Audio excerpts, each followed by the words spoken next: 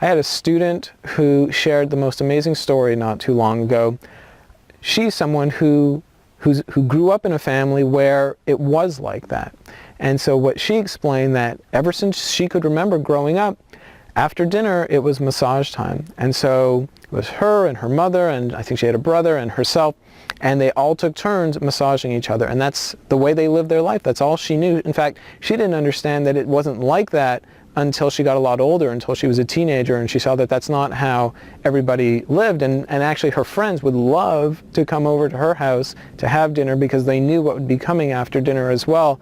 And it created a warmth, it created bonds, it created a way of relating. And of course we all know how hard it can be as we're teenagers and raising teenagers and dealing with all the drama and emotions that can come up. But if you know that you have this ritual, you know you have this bonding exercise that you can do, that you're going to do, then again, it's a way to potentially avoid some of that drama, or certainly overcome it when it's particularly strong in your life and in your family life. You know, so again, it's just a matter of changing our ideas, changing our priorities around a little bit, understanding that a little bit of investment in something like this can fundamentally improve your life in ways that are totally unimaginable. And the other side of this is that, well, there's two sides. One is that it really doesn't have to cost a lot of money to get trained, to learn enough skills to already give something that is going to be really good. So it is truly democratic, it is truly universal, and anyone can learn it from that perspective. The other thing that is so important is to understand that anyone and everyone can give a great massage. We all have the skill of touch. We simply have to dust it off. We simply have to remember things that we learned a long time ago. Once upon a time, we were all babies, we were all toddlers, and therefore we all learned with our hands way before we learned with our eyes and really any other of our senses. So we have tactile knowledge that is in us. It is in us so profoundly and so deeply to relate to things through our hands, through our contact with the world that's around us. It's here. It's in us already. And we simply can learn how to bring that back out of us. And again, it's from that perspective that I know that anyone can learn to massage, and you don't have to even come into a class in order to do that. Because you have this innate knowledge in you, you are your own teacher.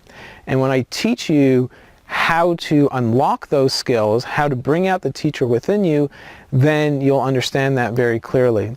I mentioned before that the first pillar of this practice is meditation. Meditation is simply paying attention. So the more you pay attention, the more you get to know yourself. And that's how we're going to bring these skills out.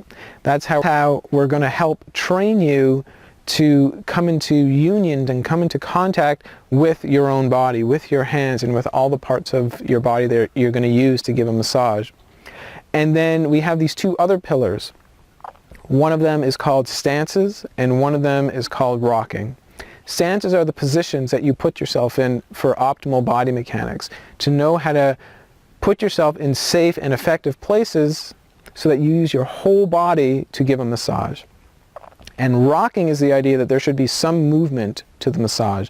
So when you become aware of your body moving in these really healthy stances, essentially what you are saying is that I'm using my whole body to give a massage. It's not just coming from my extremities, from my hands, for example. It's coming from my core. And you are starting the relationship. You are starting to engage energy, like a dance.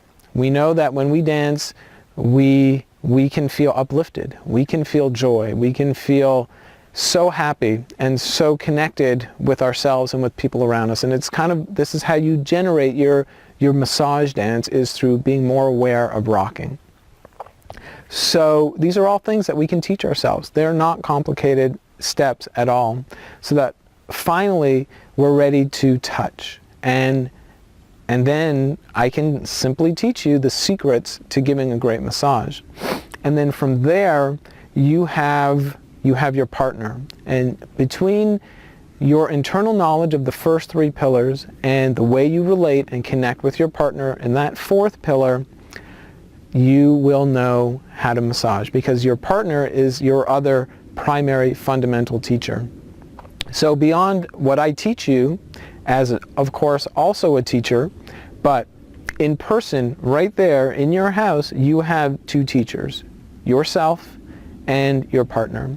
And my job is to train you so that you understand how to trust both of these teachers, yourself and your partner, so that you know that you really can teach yourself how to do this. And that's what I've been doing my whole life. I have trained thousands and thousands of students. I have made many online courses at this point. I have a whole system in place where I understand exactly how to take you on that journey. And I want to give that to you. And that's why I'm making these videos. And I'm going to keep making these videos to teach you how you can teach yourself how to give massage. So that's my story for right now. I want to take a breath. I want to thank you for spending some time here with me in the woods, for taking a breath, for doing something else that's bringing you online, that is connecting you with love.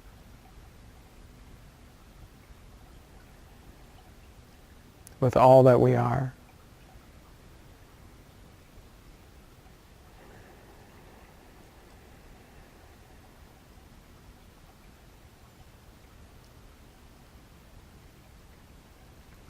Namaste.